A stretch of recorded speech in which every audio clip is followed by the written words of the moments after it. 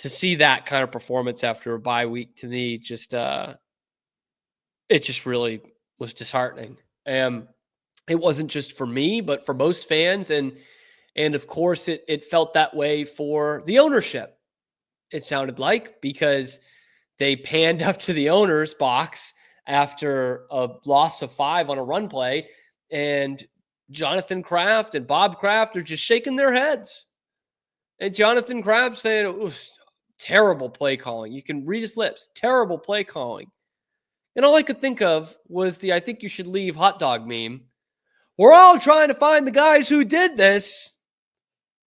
Because there was reports last week that Jerod Mayo was on the hot seat, and that these last couple of games would be a, kind of rehearsal of, hey, what is the identity of this team? Are you going to eliminate the stupid mistakes after a bye week? Are you going to be competitive in these games? And so far, the answer is no. No, they're not. And 2 of their final 3 are against the Buffalo Bills. So they're certainly not going to be competitive in those games. And it's bad enough that the Patriots play so poorly on the field, right? But then to take it to the press conference after the game is a whole nother thing, because the microcosm of this shit performance by the Patriots yesterday was in the third quarter, when 3rd and 1, they run it right into the center's ass, don't get anything. And then 4th and 1, they hand it off and run it right into the center's ass and don't get anything. And we've all seen that Drake Maye can get out of the pocket and can run a little bit. Jerod Mayo was asked about that after the game, and he had one of the worst responses you could possibly have. You consider running Drake in that situation, that it's a short yard situation, he can run? You said it, I didn't. I'm sorry, what? You said it, I didn't. Boy, what kind of bus was it? School bus? Party bus? Charter bus? What kind of bus did you just throw your offensive coordinator under? What was the plates on the bus you just tossed Alex Van Pelt under right there?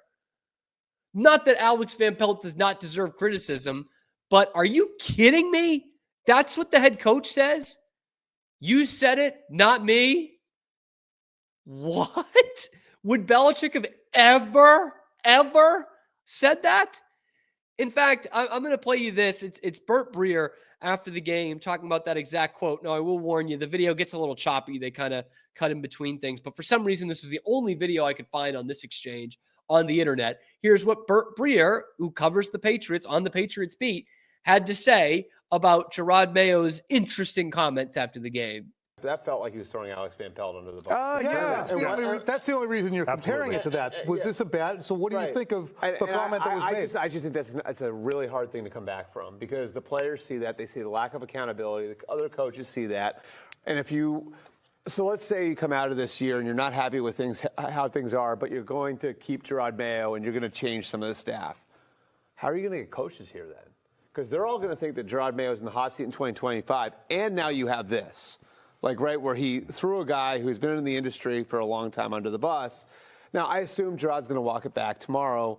The trouble with that is that we've already been down that road a few times. Too many times. And I think Jerod's got a great potential as a coach, but it's starting to feel like if you're the Krafts and you're looking at it and it's like we only have one shot at Mike Vrabel, how do you compare what's happened here versus Vrabel? And on that field today, right? Were you inferring that Mayo probably talked himself onto the hot seat today, Albert? I think he may have, yeah.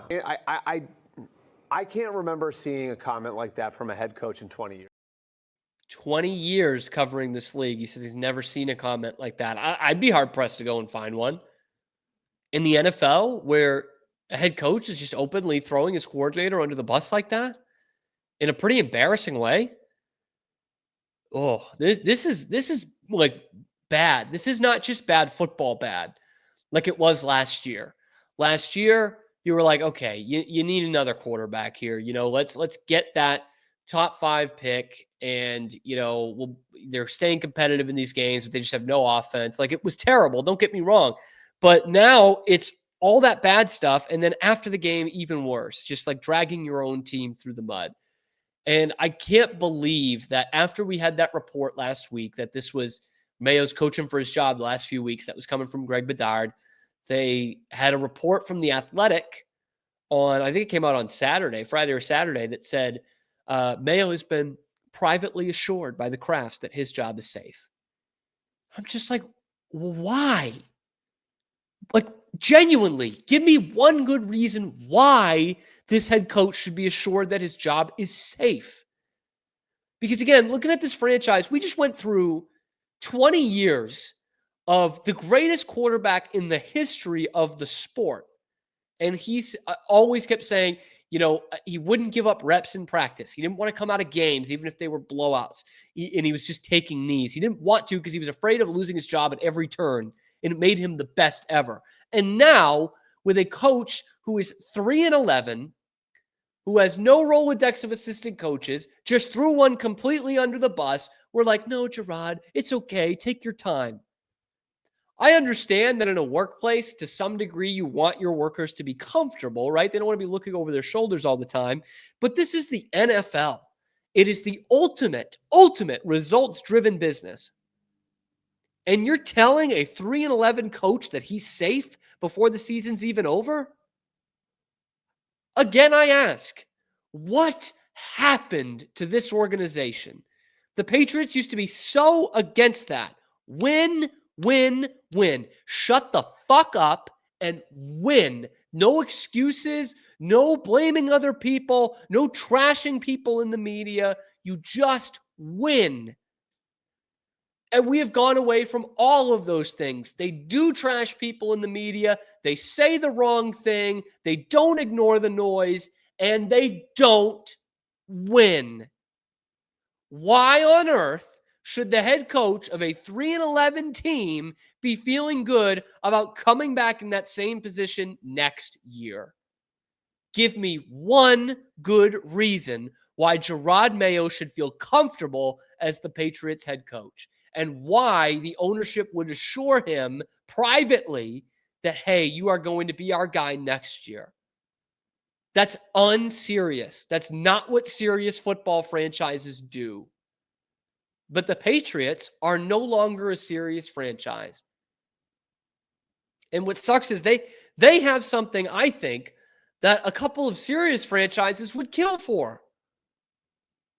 You think the Steelers would kill to have a prospect like Drake Maye playing quarterback? There are factions of Steelers fans that have been asking them to not go to have a winning record for years so that they can go and get a Drake Maye. They tried with Kenny Pickett. He was garbage. And now they're just going to ride with Russell Wilson until they have a losing season. You don't think they'd kill for Drake Maye? I'll bet they would. How about that team you played yesterday, Arizona? You think they'd like to have a guy like Drake Maye instead of just wasting away with Kyler Murray? I think so. Instead, the Patriots have that. They have the golden goose, and they're going to keep everyone else in place. They're going to say 3 wins, that's good enough for us. Let's run it back.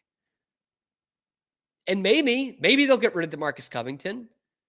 Maybe they'll get rid of Alex Van Pelt. Not those would be bad moves in a vacuum, but to what Burt Breer just said, after you fire those guys and throwing all the blame on them, with a coach who should be on the hot seat no matter what, you think you're going to attract good assistant coaches to come here? Like it's banana land. It's a fantasy world. And to be honest, the way we're looking at the results right now, it's pretty much a fantasy to believe that Jerod Mayo is going to lead this team to the playoffs or to contending in the next 2-3 seasons. I just don't see it. I know it's a bad roster, but the mark of a good coach is winning a couple of those games that you probably didn't deserve to. And instead, he's losing games that they probably deserve to win. Indianapolis, they deserve to win that game. Miami, earlier in the year, Miami at home, they deserve to win that game. And instead, they're losing those games instead of turning the tide. Chicago, they're awful. The Jets, they're going to be picking right behind you. The Bengals aren't that much better, and they didn't have their second leading receiver in that game, and they had a quarterback coming off a major surgery on his wrist. Those are your 3 wins right there.